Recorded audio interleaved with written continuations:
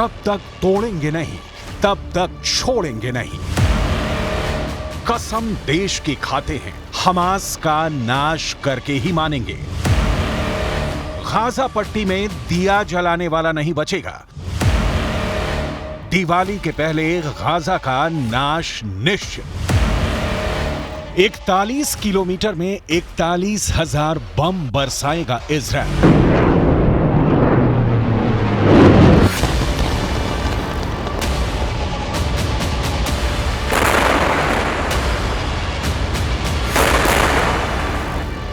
आतंकी हमास की तरह तेजी में नहीं, आतंकियों की तरह कत्लेआम मचाकर नहीं, बहुत इत्मीनान से, बहुत सोच विचार कर, पूरी प्लानिंग के साथ इजराइल गाजा पट्टी में छिपे आतंकियों का सर्वनाश कर रहा है।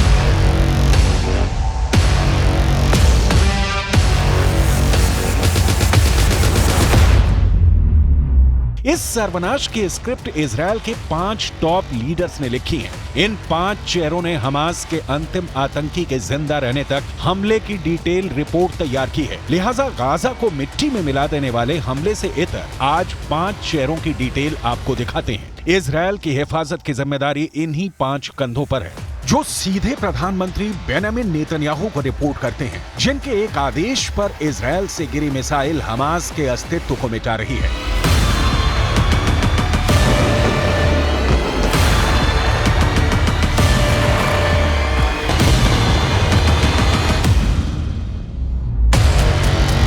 पहला नाम है इजराइल के रक्षा मंत्री योव गैलेंट का। दूसरा नाम है इजराइल के डिफेंस फोर्सेस के chief of staff lieutenant general Herzi Halevi का। तीसरा नाम है इजराइल के खुफिया एजेंसी के डायरेक्टर डेविड बार्निया का। चौथा नाम है इजराइल के एयरफोर्स के चीफ तोमर बार का।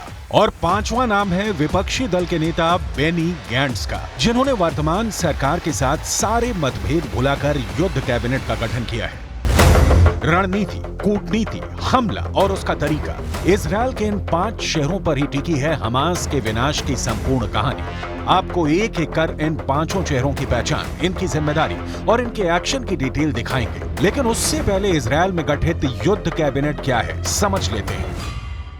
मुसीबत में इजराइल के लोग और इजराइल की सियासत बिल्कुल एकजुट है। युद्ध कैबिनेट इसकी मिसाल है। दरअसल विपक्षी नेता ने नेतन्याहू सरकार से सारे अपने मतभेद भुला दिए हैं, ताकि हमास के खिलाफ युद्ध में सियासत कोई खलल पैदा न करे।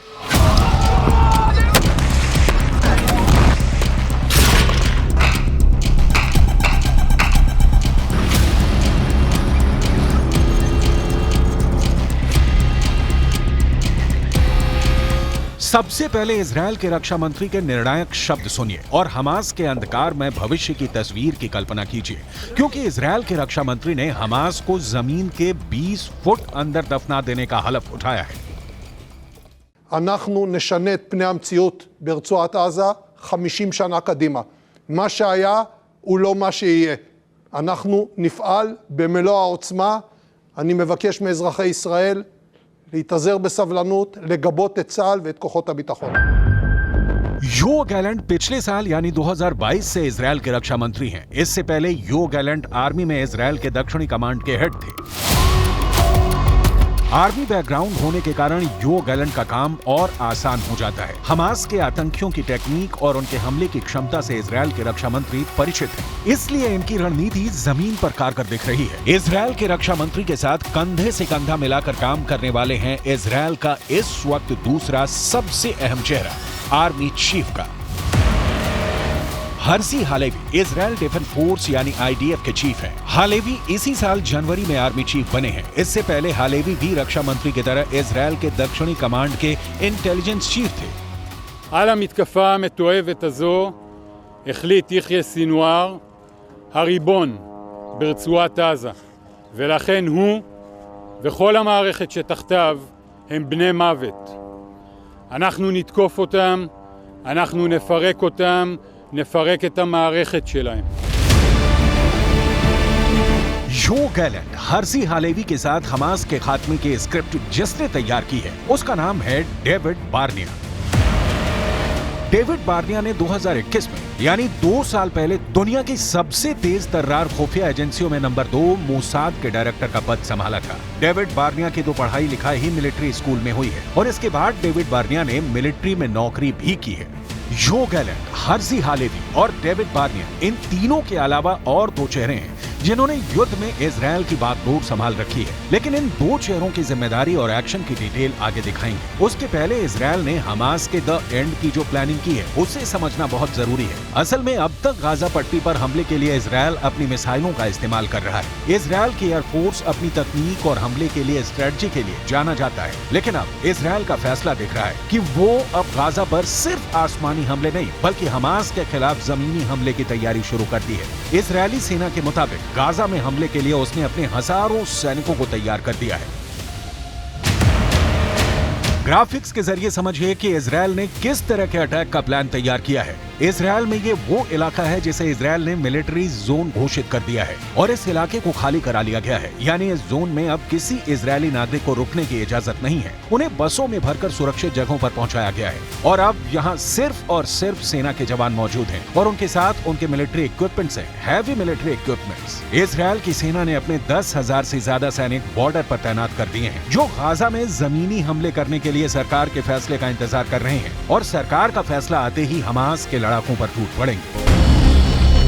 इजरायल के बॉर्डर पर जो जवान तैनात हैं, उनकी संख्या की पूरी डिटेल इजरायल ने जारी नहीं की है, लेकिन हमास ने जिस तरह से जल, थल और नभ से एक साथ हमला किया है, उसे देखते हुए इजरायल भी हर दिशा से हमला करने की तैयारी में है। गाजा की वो पहले ही नाकेबंदी कर चुका है। अब समझने की कोशिश करते हैं कि इस वक्त इजरायल की सेना किस तरीके से काम कर रही है। तो सबसे पहले ये जानना जरूरी है कि इजरायल में फ्रंट लाइन पर जो खड़े होते हैं वो इजरायली आर्मी यानी आईडीएफ के जवान। इनके पीछे होती है रिजर्व फोर्स जो बॉर्डर के जवानों को कवर फायर देती है। इन दोनों के पीछे होते हैं अगर जरूरत पड़े तब पैरामिलिट्री के जवान और उसके बाद आती है इजरायल की तेज तर्रार पुलिस और इन सबको जानकारी पहुंचाने का काम करती है मोसाद। अब की बार जिसके फेल होने पर युद्ध शुरू हो गया है। आपको आगे दिखाएंगे कि इजरायल की कुल मिलिट्री ताकत कितनी है, लेकिन उसके पहले वो 2 नाम जिन्होंने इजरायल की सुरक्षा की शपथ ली है। चौथे नंबर पर हैं इजरायल एयरफोर्स के चीफ मेजर जनरल तोमर बार। एयरफोर्स के चीफ बनने से पहले तोमर बार इंटेलिजेंस डायरेक्टोरेट में काम करते थे। इजरायल एयरफोर्स के चीफ मेजर जनरल तोमर बार ने ही सबसे पहले हमास के खिलाफ मिसाइलें मारने का ऑर्डर पास किया। तोमर बार को इस बात का दुख है कि उनकी सेना को रिस्पॉन्स करने में देर लगी, लेकिन अब तोमर बार के एक्शन बता रहे हैं कि वो कितने क्रोध में हैं।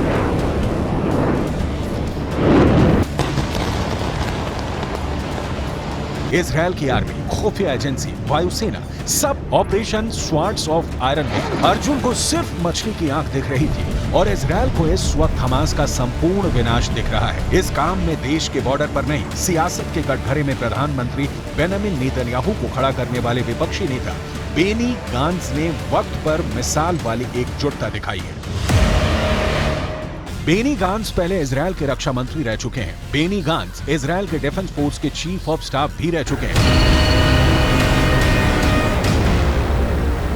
मतलब इजरायल में इस वक्त आर्मी सुपर एक्टिव है, सिर्फ बॉर्डर पर खड़े जवान की तरह नहीं, उनके वर्तमान कमांडर की भूमिका में भी और पूर्व कमांडर की भूमिका में भी, जो इस वक्त वॉर रूम में बैठे हैं।